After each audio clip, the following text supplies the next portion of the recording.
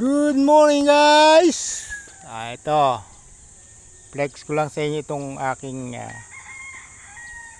munting bukirin na nadagdagan ng nadagdagan ng area nung kami ay nagpa-relocate ng Mohon.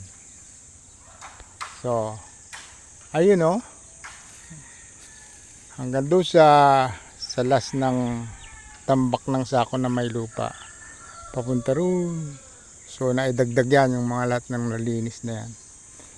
Ang problema dito guys, itong tilapil na to ay napabayaan nila nung silang nagsasakad dyan. Ang nangyari, sa halip na dun dumaan yung tubig sa waterway, dito na ayan na nasira na yung aking bukid. Ano, sirang sira. Ayan, napakalalim nito guys. Ito ay lubog ang baka. Nung minsan idinanong anak ko yan yung baka na dadali niya isusugad dyan ay nalubog dyan, halos hindi makahon. So ito inunto-unto ng aking dunakis. Yan, tinambakan para ang tubig ay doon lahat uuho sa waterways, kasi may waterway talaga ito kaya lang nga napabayaan nila itong pilapil na hindi napapatungan taon-taon, kaya ganyan ang nangyari. Kaya yun, buti matyaga ang aking dunakis, ginagawa niya ito. Kasi sa kanya yung gawiro sa baba, sa kanya yun. Kung uuho ng uuho ang tubig dito, makukut-kut na lahat yung lupa niya. Kaya ginagawa ng paraan para huwag masira ang bukid. So ayan guys,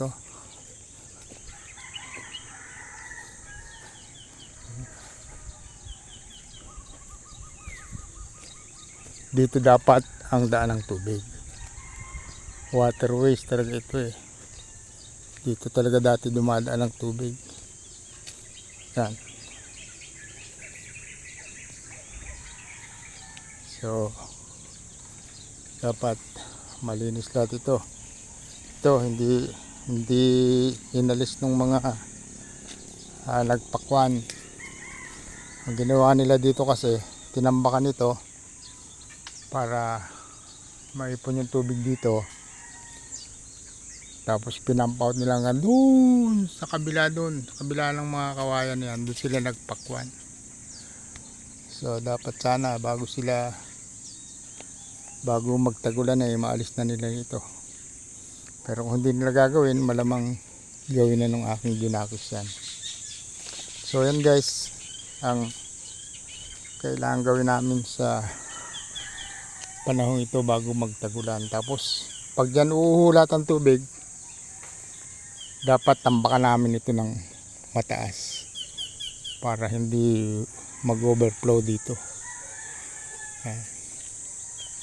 Mahaba-haba pa pala itong tatambakan ng dunakis ko rito.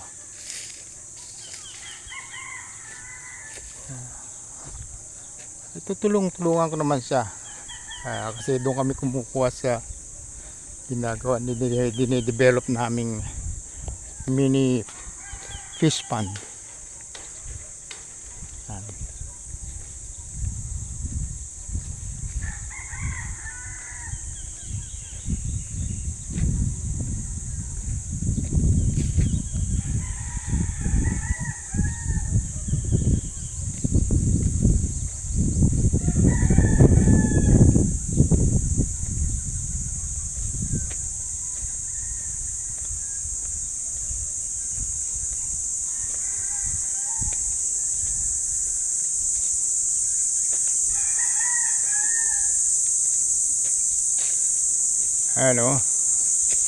Ayun dito kami kumukuha ng lupa, kasi ito dinidevelop ko sana ng fish pond dito, kaya lang siyempre kulang pa tayo ng budget Meron pa tayong project na dapat tapusin pa.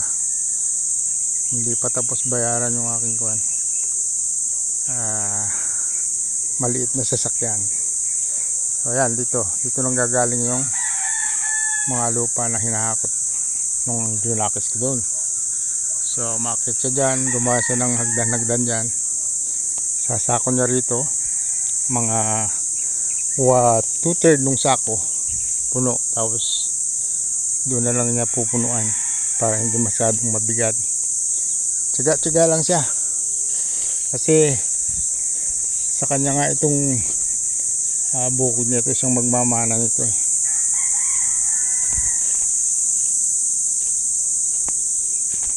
Tingnan nyo ang naging resulta nung pag-uho ng tubig dito. Ano, pasira itong bukid. Ito, malaking tambakin na naman ito. Ayan, lalim nito, halos lubog isang tao dyan.